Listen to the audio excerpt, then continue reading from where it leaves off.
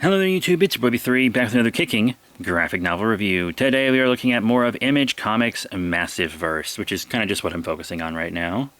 Oops. It is a young adult superhero adventure book, rated T for teen, and it is called Inferno Girl Red Volume 1. I was very excited for this book.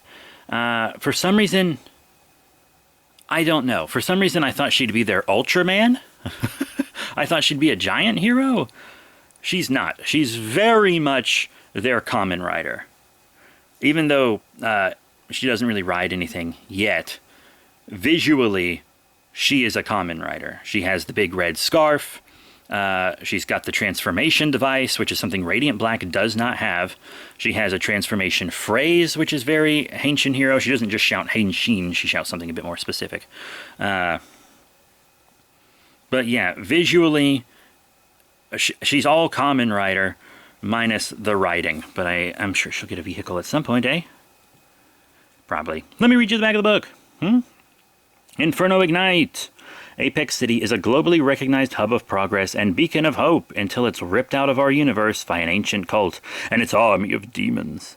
The only one who can save it is its newest resident, teen Cassia Costa, after a magical dragon bracelet rockets into her life. But the bracelet is powered by belief, and a life of hardship has left Cassia with little of that to spare.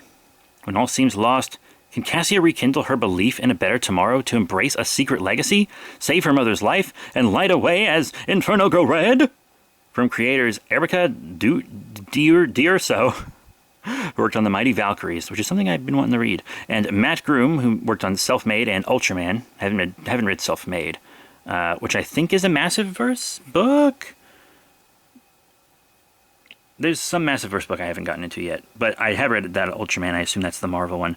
And Igor Monti, Radiant Black, which I have been reading. The saga of the newest Image Comics superhero begins here. This is a good book. I do have complaints, and you just heard one of the things that I want to complain about. So I read the back of this book before I read it. Oftentimes I don't do that. This time I did it, and I wish I hadn't. Because, I mean, once again, let me just say this. You're supposed to read the back of the book. It's supposed to make you want to read the book in the first place. Judging a book by its cover is kind of literally what you're supposed to do before you read it. But the bracelet being powered by belief is a big reveal at the end of this volume. When you read that on the back of the book, it spoils the whole thing. So it's like, why did you put the spoiler for the big reveal at the end on the back of the fucking book? That's really stupid.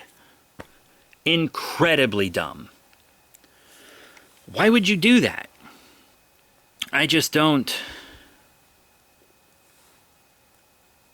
straight up don't understand. It doesn't make any damn sense. Any damn sense.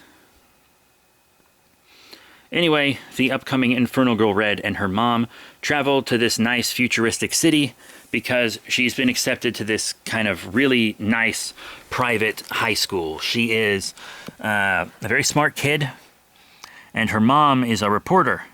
And her mom tells her these stories about the old Inferno Girl Red, who had a cape and was more white than red. She had like a white costume with kind of red highlights.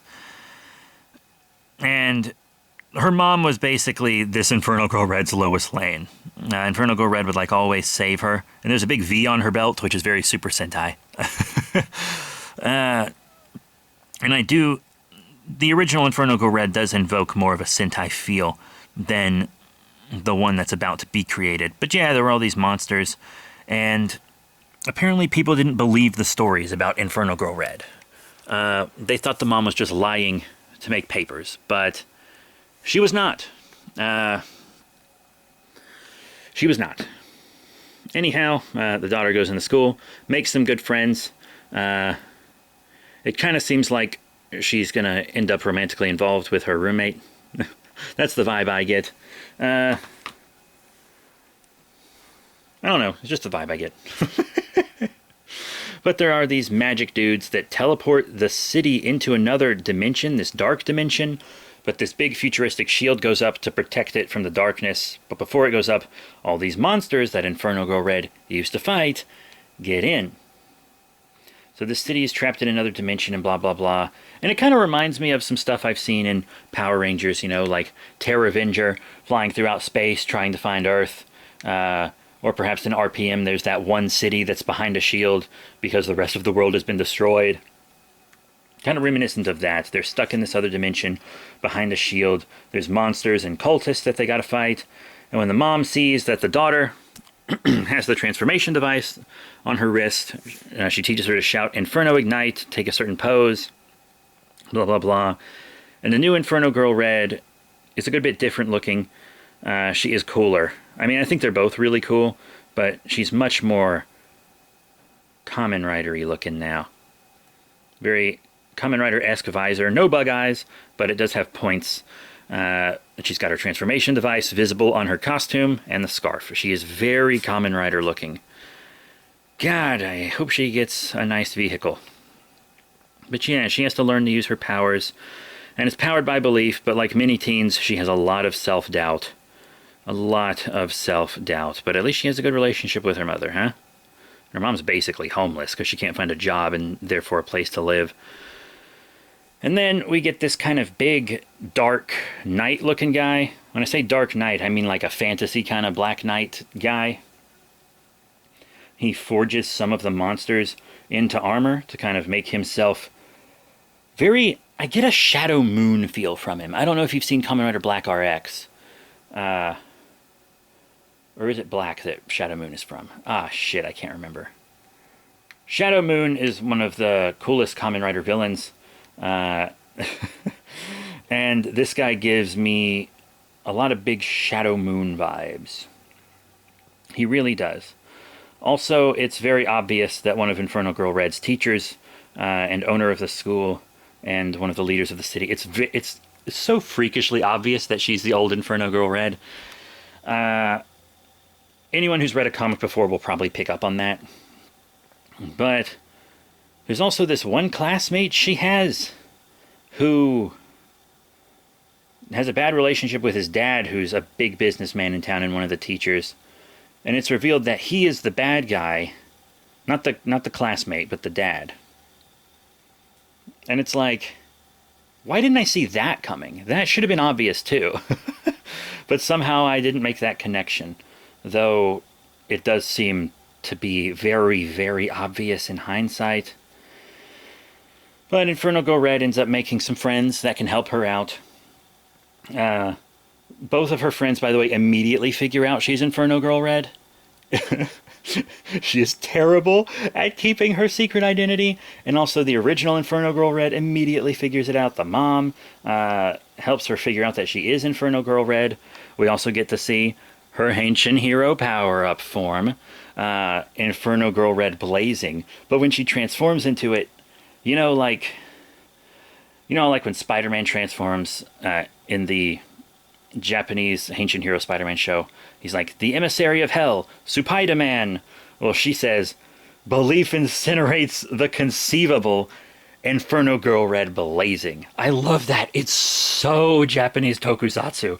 Oh my god, it's so Henshin Hero-y. I love it. It's really cool. But she finds her belief, and it helps power her up. But it kind of ends with her getting a team together with the teacher and her friends, and they're going to help her find her mom, because her mom does kind of become lost outside of the dome in the darkness. Yeah, very cool. One of the writers, Matt Groom, by the way, also worked on Mighty Morphin Power Rangers. Or maybe it's just Mighty Morphin. Yeah, I think it's just Mighty Morphin, which I have not read. I've read all of Mighty Morphin Power Rangers, but I haven't read the split-off books Power Rangers and Mighty Morphin.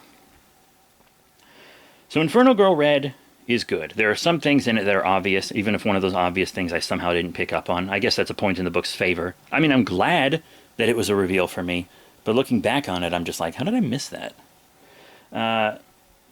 The issues are bigger than standard issues, but the book as a whole seems kind of rushed.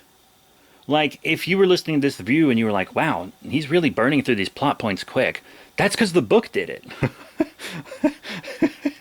The Radiant Black reviews I did before this definitely seemed like the reviews were better paced, but that's because I'm flipping through the book with my notes right here with me while I'm talking to you, right?